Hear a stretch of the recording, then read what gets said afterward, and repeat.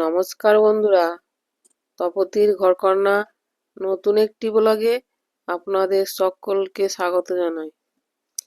আপনারা কেমন আছেন? আশা করছি ভালোই আছেন। আমিও ভালো আছি। বন্ধুরা, আজকে আমি এমন একটা রেসিপি শেয়ার করতে চলেছি, দেখলেই জিভে জল চলে আসবে।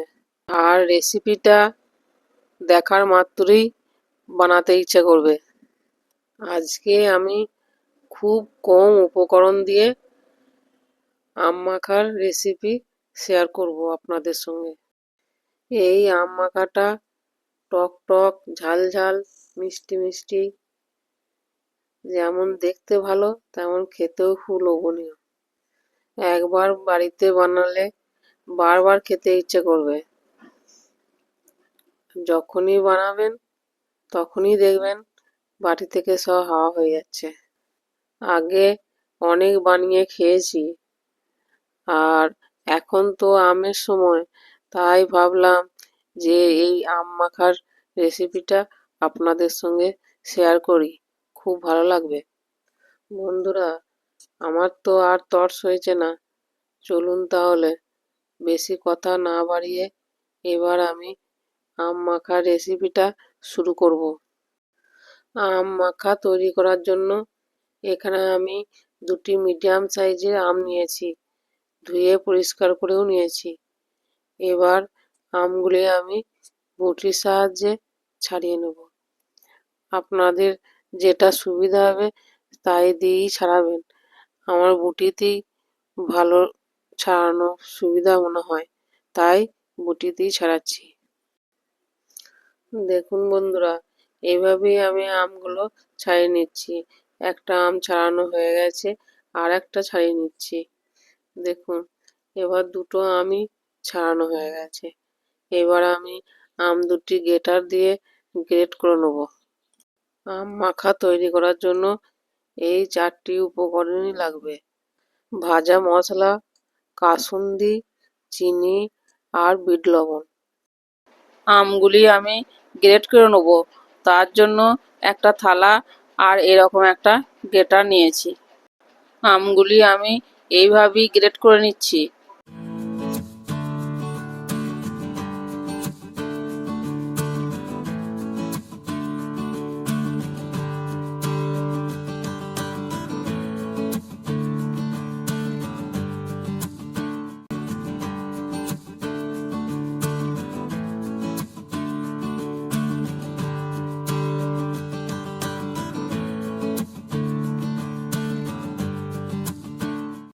আম দুটি আমি গ্রেট করে নিয়েছি, আপনারা চাইলে বটিতে কুচি কুচি করে নিতে পারেন। এবার আমি এর মধ্যে ভাজা মশলা 1 চামচ দিয়ে দিচ্ছি,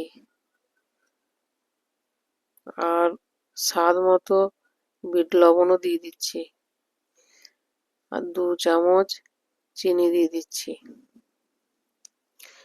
চিনির বদলে আপনারা গুঁড়ো দিতে পারেন। এবার একটা কুচনো কাঁচা লঙ্কা, সেটাও দিয়ে দিচ্ছি, আর 1 চামচ কাসুন্দি, সেটাও দিয়ে দিচ্ছি। দিয়ে চামচ দিয়ে ভালো করে মশলাগুলো আমের সঙ্গে মিশিয়ে নিচ্ছি।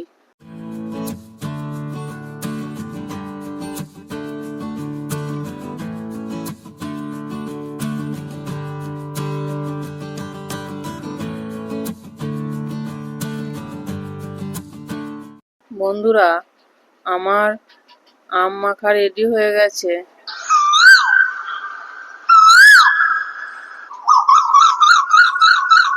এবার আমি একটা বাটিতে দিয়ে পরিবেশন করছি। দেখুন কত সুন্দর লাগছে, আর খেতেও দারুণ টেস্ট হয়েছে। এবার আমি উপর থেকে কিছুটা গন্ধরাজ লেবুর পাতা কুচি ছড়িয়ে পরিবেশন করছি।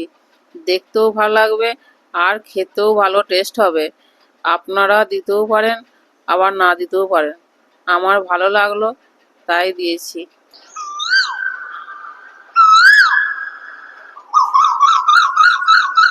বন্ধুরা, আমার তো আর তর সইছে না, জিভে জল চলে এসেছে।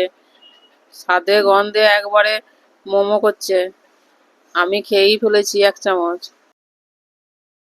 তাহলে আপনারা এইভাবেই একবার আম মাখা বানিয়ে দেখুন, ভালো লাগবে। আর খেয়ে কেমন লাগলো আমাকে অবশ্যই কমেন্টে জানাবেন। বন্ধুরা, এখন তো গরমের সময় আর আমেরও সময় এখন, তাই এরকম টক ঝাল মিষ্টি আম মাখা যদি দুপুরবেলায় খাওয়া যায় তা মুখটা একদম ছেড়ে যাবে। বন্ধুরা, আমার এই আম মাখার রেসিপি আপনাদের কেমন লাগলো অবশ্যই কমেন্টে জানাবেন। আর ভালো লাগলে লাইক, কমেন্ট, শেয়ার, সাবস্ক্রাইব করতে ভুলবেন না।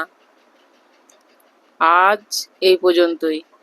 আবার দেখা হবে অন্য কোনো ব্লগে, অন্য কোনো রেসিপি নিয়ে। ততক্ষণ সকলেই ভালো থাকবেন, সুস্থ থাকবেন। ধন্যবাদ সকলকে ভিডিওটি শেষ পর্যন্ত দেখার জন্য।